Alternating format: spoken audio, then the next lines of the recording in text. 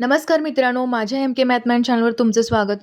Mira Bhayandar police भरती 2026 मधील 11 एप्रिलचा paper नुकताच पार पडला असून आज आपण त्याचं स्पष्टीकरण पाहतो आहोत. चला तर मग जराही वेळ न घालवता सुरुवात करूया आपल्या अंकगणिताच्या प्रश्नांना. 6 वर्षापूर्वी बापाचे वय मुलाच्या वयाच्या 5 पट होते. 4 वर्षांनी बापाचे वय मुलाच्या वयाच्या तिप्पट होईल. आता समजा काय करूया आपण, मुलाचे वय x घेऊया, बापाचे वय 6 वर्षापूर्वीचं असणार आहे. 6 वर्षापूर्वी बापाचे वय काय आहे? 5 पट म्हणजे 5x घेऊया. आत्ताचे वय काय येईल, आजचे वय काय येईल त्यांचे, हे 6 वर्षापूर्वीचे आहे. मग मुलाचे वय किती येईल? मुलाचे वय येईल x+6 आणि बापाचे वय येईल 5x+6. आजचे वय हे 6 वर्षापूर्वीचे. 4 वर्षांनी बापाचे वय मुलाच्या वयाच्या तिप्पट होईल. आता 4 वर्षांनी म्हणजे काय?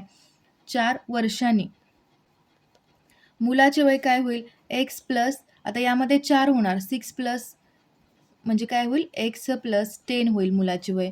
आणि वडिलांचे वय काय होईल? बापाचे वय काय होईल 4 वर्षांनी? 5x+6+4 म्हणजे 5x+10 होईल, बरोबर. आता इथं काय सांगितलंय, तर किती वर्षांनी बापाचे वय मुलाच्या वयाच्या दुप्पट होईल. आता सांगितलंय 4 वर्षांनी बापाचे वय मुलाच्या वयाच्या तिप्पट होईल. आता हे 4 वर्षांनी हे वय आहे, त्यावरून एक्सची व्हॅल्यू फाइंड करता येते. बापाचे वय मुलाच्या वयाच्या तिप्पट होते का, ही कंडिशन घेऊया आणि एक्सची व्हॅल्यू काढूया. किती येणार? 3x+30 म्हणजे किती येईल? 5x - 3x 2x येईल. एक्सची व्हॅल्यू आली 10. ते आपल्याला फाइंड करता येते. एक्स आपल्याला मिळालेला आहे. आजचे वय काय असणार आहे? आजचे वय मुलाचे किती असणार आहे? मुलाचे वय असेल 16, कारण एक्सची व्हॅल्यू आल्या. x+6 म्हणजे 16 वय आले मुलाचं. आजचे वय वडिलांची काय आहे? 5x+6 म्हणजे 5 × 10 + 6. आता दुसरी कंडिशन काय सांगितले त्यांनी? बघा, किती वर्षांनी बापाचे वय मुलाच्या वयाच्या दुप्पट होईल. आता ऑप्शन ए घेऊया आपण. ऑप्शन ए घेतल्यावर काय होणार? 16 आणि 56. किती वर्षांनी? 40 आहे ऑप्शनमध्ये, त्यामुळे ॲड 40 केलं किती होणार आहे?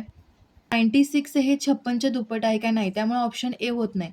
आता हे 16 वय मुलाचं, बापाचं वय 56 आणि 24 ऑप्शन बी मध्ये किती आहे?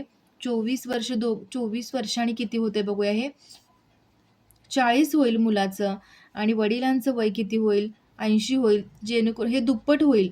त्यामुळे ऑप्शन बी आपला बरोबर आहे, 24 वर्ष. प्रश्न क्रमांक 34. नगीना हिच्या वर्गातील 35 मुलींना चित्रकला व 40 मुलींना गाता येते. दोन्ही कला येणाऱ्या 15 मुली आहेत. वर्गातील सर्व मुलींचा सहभाग या 2 कलामध्ये आहे, तर पुढीलपैकी कोणते विधान निश्चित बरोबर आहे? आता नगीने हिच्या वर्गातील 35 मुलींना, वेन डायग्रामने हा क्वेश्चन आपण समजावून घेतोय. या आहेत चित्रकला येणाऱ्या मुली आणि या आहेत गाणे गाणाऱ्या मुली. ओके, तर इथं 35 मुलींना चित्रकला येते, किती? 40 मुलींना गाता येते. दोन्ही कला येणाऱ्या किती आहेत? म्हणजे दोन्ही कला म्हणजे हा मधला पोर्शन, किती आहेत? 15. तर सर्व मुलींचा सहभाग या 2 कलामध्ये आहे, तर पुढीलपैकी कोणते विधान निश्चित बरोबर आहे? आणि विधानामध्ये काय सांगितले? मुलींची संख्या काढायची आहे. आपल्याला फॉर्म्युला माहिती आहे, ए युनियन बी म्हणजे एकूण मुलींची संख्या. चित्रकलामधल्या आपण कसं लिहिणार? n(a) प्लस गाणे म्हणणाऱ्या किती? n(b) वजा काय करतोय आपण? मधला पोर्शन म्हणजे a इंटरसेक्शन b म्हणजे दोन्ही मधला कॉमन. आता n(a) किती आहे? 35 आहे. n(b) आहे 40. n(a) इंटरसेक्शन b किती दिलेला आहे? 15. म्हणजेच 60 मुली असणार आहेत. त्यामध्ये मुलींचीच एकूण संख्या असणार आहे 60. पर्याय क्रमांक ए आपलं उत्तर असेल. प्रश्न क्रमांक 42. ज्या चौकोनाच्या सर्व भुजा समान लांबीच्या असतात त्या चौकोनाला काय म्हणतात? आता समांतरभुज म्हणजे काय? समांतरभुज म्हणजे याला म्हणतो आपण समांतरभुज. ही बाजू याला समांतर, ही बाजू याला समांतर. पण त्या भुजा समान लांबीच्या नसतील. समभुज चौकोन म्हणजे चारी बाजू समान. सर्व भुजा समान लांबीच्या असतात त्यांना समभुज चौकोन असे म्हणतात. पर्याय क्रमांक सी आपलं उत्तर असेल. वर्तुळाच्या ज्या कोनाचा शिरोबिंदू वर्तुळ केंद्रावर असतो त्या कोनाला काय म्हणतात? आता वर्तुळाच्या एक कोन काढलेला आहे आपण वर्तुळामध्ये आणि त्याचा जो शिरोबिंदू आहे, कोनाचा शिरोबिंदू कोणता आहे? हा. तो कशावरती आहे? वर्तुळाच्या केंद्रावर आहे. तर त्या कोनाला आपण काय म्हणतोय? हा काय असणार आहे? केंद्रीय कोन असणार आहे. पर्याय क्रमांक बी आपलं उत्तर असेल. प्रश्न क्रमांक 50. एक लहान घर 12 माणसे 8 दिवसात बांधू शकतात, तर तेच घर 3 माणसे किती दिवसात पूर्ण करतील? M1D1, M2D2 हा फॉर्म्युला यूज करायचा आहे. M1 आहे इथं 12, D1 आहे 8, M2 आहे 3 माणसे आणि D2 आपल्याला काढायचं आहे. D2 आपला किती येईल? 12 गुणुले 8 भागिले 3 32 दिवसात पूर्ण करतील. तेच घर 3 माणसे 32 दिवस लागतील. पर्याय क्रमांक ए आपलं उत्तर असेल. प्रश्न क्रमांक 41. 12.6 भागिले 0.3 बरोबर किती? आता पॉइंटला पॉइंट निघून जाईल. दोन्ही पॉइंट नंतर एक घर आहे. त्यामुळे 126 भागिले 3 किती होईल? 3 चोक 12, 3 दोन्ही 6, 42 आपलं उत्तर असेल. प्रश्न क्रमांक 38. 3 रुपयास 5 प्रमाणे लिंबे खरेदी केली. त्यावर 30% नफा पाहिजे असल्यास शेकडा काय भावाने लिंबू विकावे? आता आपल्याला काय करायचं? 3 रुपयास 5 लिंबू बरोबर. 100 लिंबूंची पहिला आपण किंमत काढून घेऊया. आपल्याला शेकडा वाढ काढायची आहे बरोबर. 100 लिंबूंची किंमत किती होईल? आता इथं आपल्याला x असं घेऊया आपण. x 100 लिंबूंची किंमत किती होईल? 3 गुणुले 100 भागिले 5. 100 लिंबूंची किंमत काय झाली? 60 रुपये आली बरोबर. आता आपल्याला 60 रुपयेवर 30% नफा पाहिजे असल्यास लिंबे कोणत्या भावाने विकावे असं सांगितले. तर 60 रुपयेवर किती टक्के नफा पाहिजे आपल्याला? म्हणजे ही झाली आपली काय? खरेदी किंमत झाली. आपल्याला विक्री किंमत काढायची आहे. म्हणून काय करतोय आपण? खरेदी किमतीवर नफा हा नेहमी खरेदी किमतीवर घ्यायचा असं सांगितलंय. त्यामुळे 30% नफा हवा आहे म्हणून त्याला काय केलं आपण? 130 मल्टिप्लाय केलं. 78 रुपये आपलं उत्तर असेल. पर्याय क्रमांक सी आपलं उत्तर असेल. आता हा बघा, दिसतोय प्रश्न मोठा पण किती सोपा आहे बघा हा. एका कंपनीने त्याच्या 50 कामगारांसाठी एकूण रुपये 10 लाखचा बोनस जाहीर केला, जेणेकरून प्रत्येक पुरुषास 18,000 व प्रत्येक स्त्रीला 23,000 रुपये मिळतील. तर कंपनीतली पुरुष व स्त्रियांची संख्या किती? समजा पुरुष असतील एक्स आणि स्त्रिया असतील वाय. तर 18,000 पुरुषाला किती देणार आहेत? ते 18,000 एक्स असं लिहूया. आणि स्त्रीला किती देणार आहेत? स्त्रिया किती आहेत? वाय. तिला किती देणार आहेत? 23,000. एकूण स्त्रिया आहेत वाय, एकूण पुरुष आहेत वाय. असे सगळे मिळून 10 लाख त्यांना बोनस वाटायचा आहे. तर त्यांनी काय सांगितले? पुरुष व स्त्रियांची संख्या कोणती असेल? सिंपल आहे हे. ऑप्शन क्रमांक ए घेऊया बघा. 18 गुणुले 3 किती होईल? एक्सची व्हॅल्यू जर 30 आली, पूर्ण मल्टिप्लिकेशन करत बसायचं नाही. 18 गुणुले 3 किती होणार आहे? 54 होईल. आणि 23 गुणुले हे 2 घेऊया. 23 गुणुले 2 किती होईल? 46. म्हणजेच किती आलं आपलं? 5 आणि हे 5 10, म्हणजेच 10 लाख होईल. हे 100 आले आणि 1 2 3 आणि हा एक 0 4. म्हणजे आपली व्हॅल्यू बरोबर इथं 10 लाख आलेली आहे. पर्याय क्रमांक ए आपलं उत्तर असेल.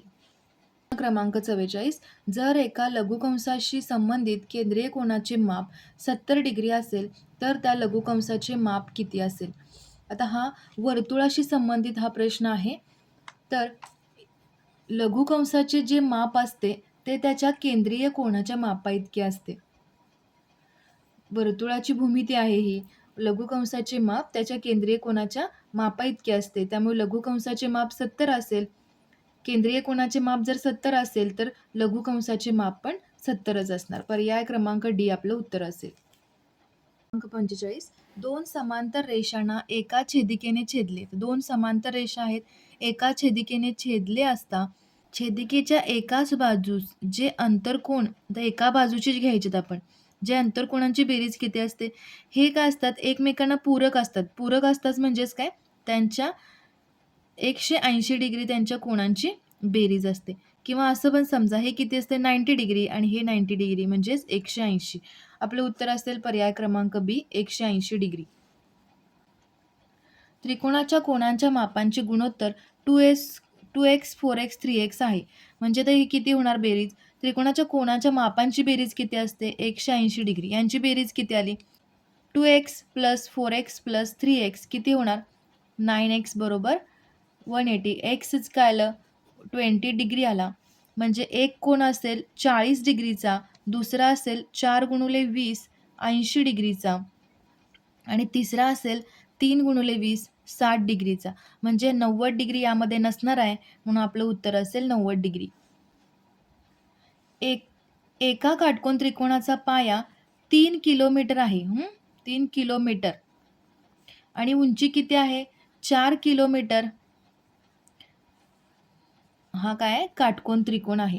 तर कर्णाची लांबी विचारली, याची लांबी विचारली. पायथागोरस थेरम यूज करायचा. पायथागोरस थेरममध्ये काय? कर्णचा स्क्वेअर म्हणजेच काय 3चा स्क्वेअर + 4चा स्क्वेअर किती आला? 9 + 16 25 आलं. कर्ण काढायचं आहे आपल्याला. वर्गमूळ घेऊया दोन्ही बाजूंचं. म्हणजे कर्ण काय येईल? 5 आणि त्याचं एकक काय आहे? किलोमीटर. म्हणजे आपलं उत्तर असेल पर्याय क्रमांक डी. आता हा प्रश्न आपण यूट्यूबला घेतलेला आहे. एका गोलाचा व्यास आहे आर काढायचा. व्यास किती आहे? d/2 करायचं. 42 व्यास आहे. 21 सेमी त्रिज्या येईल आपली. तर त्या गोलाचे घनफळ काढा. गोलाचे घनफळचा फॉर्म्युला काय? 4/3 πr³. 4/3 22/7 आर किती आहे? 21चा 3 वेळा गुणाकार. 3 7 त्रिक 21 हे 3 निघून जाईल. 88 × 21चा वर्ग काय होईल? 441. आपलं उत्तर काय येईल? 38,808 घन सेमी. पर्याय क्रमांक सी आपलं उत्तर असेल. 49 एका आयताकृती शेताची लांबी 2 किलोमीटर असून आता 1 किलोमीटर म्हणजे काय असतंय? 1 किलोमीटर म्हणजे 1000 मीटर असते बरोबर. रुंदी 500 मीटर आहे. रुंदी दिलेली आहे 500 मीटर. तर लांबीची रुंदीशी गुणोत्तर काढा. मग लांबी आपल्याला काय करायची आहे? मीटरमध्ये कन्वर्ट करून घेऊया. 2 किलोमीटर म्हणजे किती असणार आहे? 2000 मीटर असेल आणि रुंदी किती दिलेली आहे? ही आहे लांबी आणि रुंदी आपल्याला मीटरमध्येच दिलेली आहे 500 मीटर. म्हणजे आपलं त्याचा रेशो काढायचा आहे लांबीची रुंदीशी म्हणजे 2000 भागिले 500 4:1 आपलं उत्तर असेल. पर्याय क्रमांक बी आपलं उत्तर असेल. तर मित्रांनो, हे होते मीरा भाईंदरचे सविस्तर स्पष्टीकरण. यातील काही प्रश्नांनी तुमची थोडी अडचण केली असेल, पण सराव केला असेल तर काहीच कठीण नाही. तुमच्या या पेपरमध्ये अंकगणिताचा किती स्कोर आला हे मला कमेंटमध्ये नक्की सांगा. भेटूया पुढच्या अशाच माहितीपूर्ण व्हिडिओमध्ये. Thank you.